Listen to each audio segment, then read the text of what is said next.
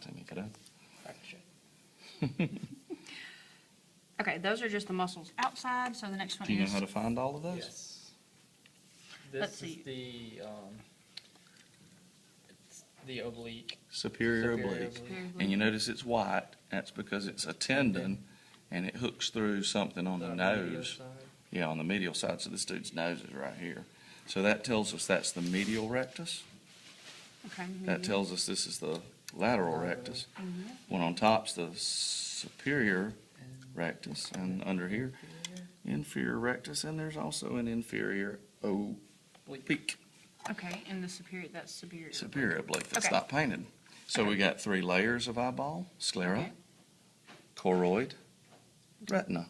Okay, The retina is the nerve layer, choroid is the blood vessel layer, Okay. and sclera is the tough white protein layer. okay, In back, optic nerve. okay, In front, cornea, okay. which is transparent until death, at which time They you cloud. run out of ATP and sodium pumps stop working and it clouds, yeah, gets all milky looking. Just like that eyeball we had earlier. hmm The fluid underneath here would be aqueous humor. Okay. This is the iris, which controls the size of the pupil. Smooth muscle, there are some radial and some circular, so it can constrict or dilate. Okay. Behind that is the lens. The lens is attached by suspensory ligaments to a large number of little smooth muscles.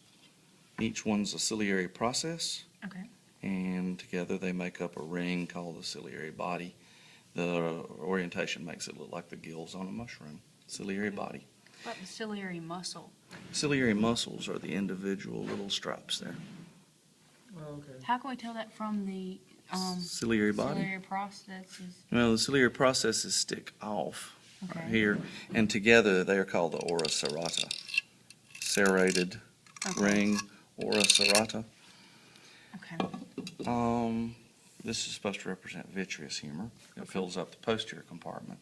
We're looking at the lining, which is the retina, and we're seeing branches of the retinal artery and retinal vein. And they emerge from the same place that the optic nerve leaves through, which is the optic Optic disc. disc, which is also your blind spot. Very near the blind spot, or optic disc, is the yellow dot, yellow spot. That's your macula lutea. And somewhere in that spot is a little pit where you have the greatest concentration of cones in your whole eye. And when you look directly at something to try to make out its features, you're putting that image on your fovea centralis of both eyes. So that's your clearest vision. You know how you can look at something and then the things around it are still visible, but they're kind of blurry? Mhm. That's because those things around are not on your fovea centralis. What is the fovea centralis? It's a That is- pit within this yellow dot. It's not, the model maker didn't try to depict it, but Okay. I might, if I describe it as a pit, I want fovea centralis. If I ask what's the yellow dot, I want macula lutea.